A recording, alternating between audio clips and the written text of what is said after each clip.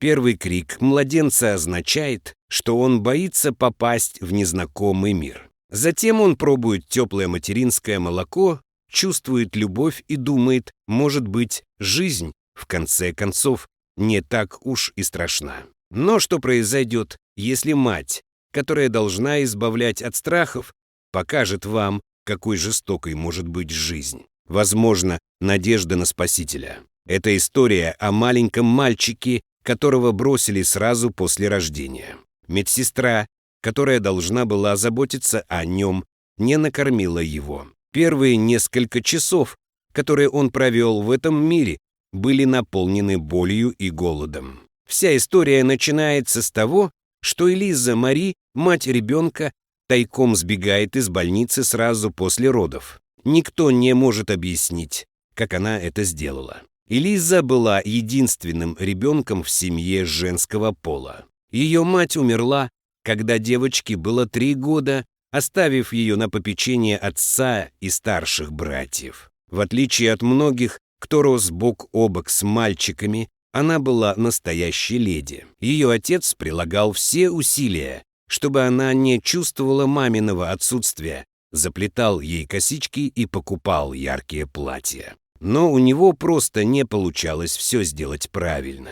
Все считали ее странной из-за ее странного чувства стиля и высокой прически, из-за чего у нее было мало друзей или поклонников. Не помогало и то, что ей приходилось носить очки и брекеты. Сверстники в основном игнорировали девушку. Когда все остальные получали впечатляющее предложение на выпускной и огромные подарки на День Святого Валентина, она стояла в тени, страстно желая, чтобы ее признали. И вот, наконец, это случилось. На предпоследнем курсе старшей школы у Элизы появился поклонник Рон.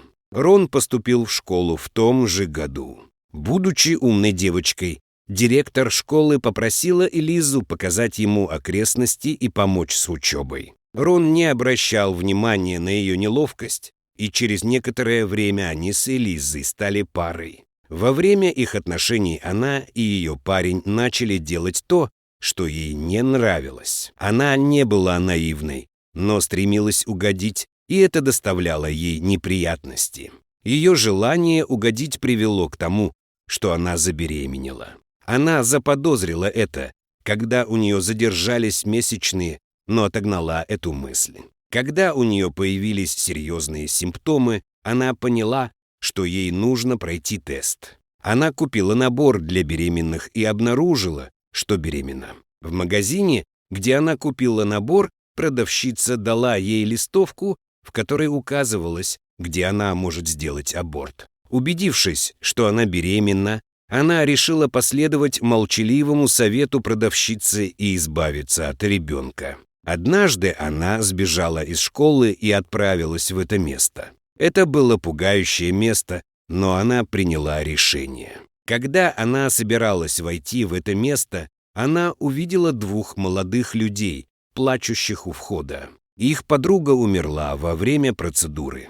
Она тут же развернулась и направилась обратно в школу. Это был тревожный звонок. Она знала, что не сможет сделать аборт, но понятия не имела, что делать дальше. Элиза не могла ни с кем разговаривать, потому что ей было очень стыдно.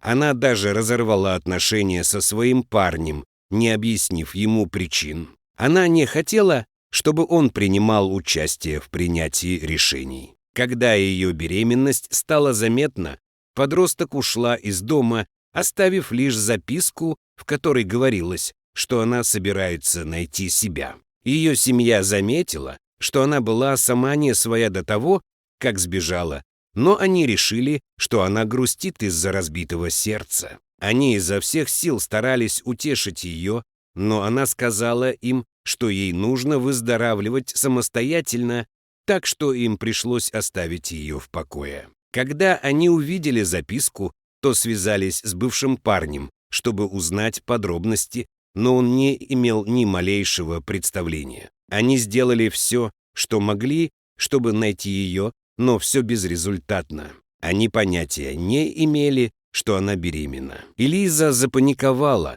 потому что ее отец Братья и сестры горячо предостерегали ее от беременности. Братья и сестры всячески оберегали ее, и она не знала, как далеко они зайдут, если узнают об этом. Все месяцы, предшествовавшие рождению ребенка, Элиза жила ужасной жизнью. Она устроилась мыть посуду в ресторан, но ее зарплаты едва хватало на то, чтобы прокормиться, поэтому она стала работать на нескольких работах, чтобы прокормить себя. Ей было всего 17 лет, и она мало что умела делать. Элиза знала, что не сможет сама позаботиться о ребенке, но решила не втягивать в это свою семью, как бы плохо ей ни было. Она начала думать о других способах избежать появления ребенка в своей жизни. Однажды во время работы у нее отошли воды. Ее срочно доставили в больницу, и после нескольких ужасных часов схваток ребенок появился на свет. Медсестры забрали у нее ребенка, чтобы помыть его. Когда одна из них вернулась, чтобы покормить ребенка, они нашли только записку. Его имя должно быть Билл, а второе — Кэрри, гласила она. Увидев записку, медсестра выбежала на улицу, чтобы рассказать людям о случившемся. Из-за серьезности ситуации медсестра увлеклась и забыла покормить маленького Билла. Билл остался один, без присмотра. Анна, волонтер больницы, подслушала, как медсестры обсуждали брошенного ребенка. Она услышала, что его поместили в детскую, и решила взглянуть на него. Анна услышала его плач еще до того, как увидела его. Он уже задыхался от сильного плача, и его крики перешли в тихие всхлипывания.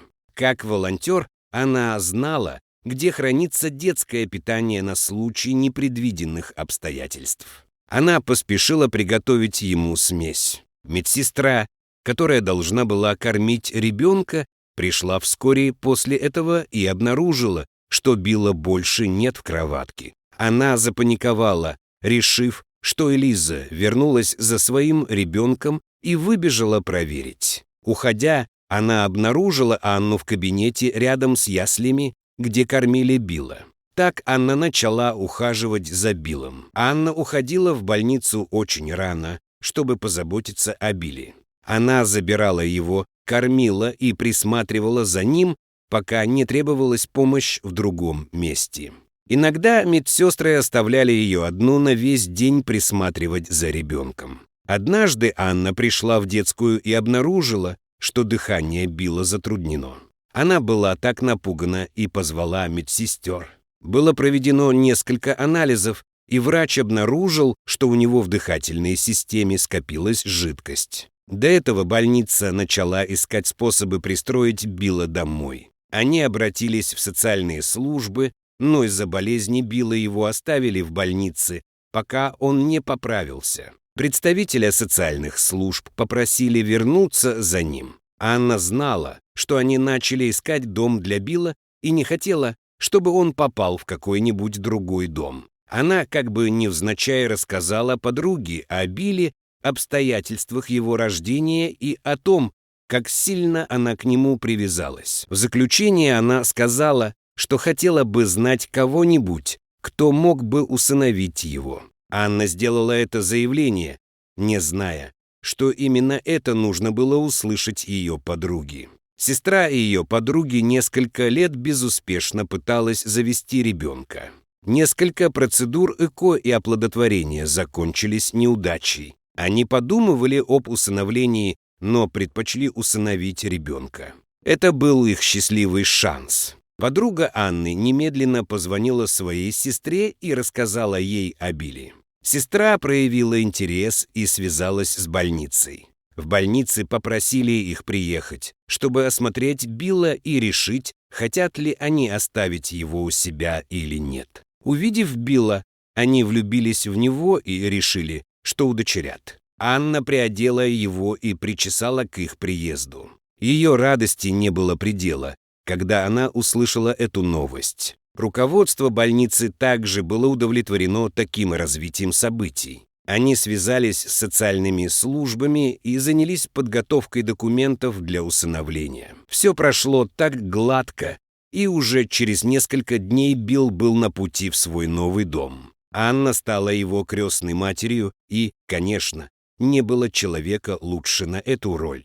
Маленький мальчик не вспомнит обстоятельств своего рождения, пока ему не расскажут, но одно можно сказать наверняка: ему повезло. Возможно, он никогда не встретит своих биологических родителей, но у него есть любящая семья, которую он заслужил. Его история – доказательство того, что вам не обязательно быть родственником с некоторыми людьми, чтобы называть их семьей. Итак, что вы думаете об истории Билла? Поделитесь своими мыслями в комментариях. Кроме того, если вы нашли эту историю вдохновляющей, то поднимите большой палец вверх и подпишитесь на канал. Увидимся в следующий раз.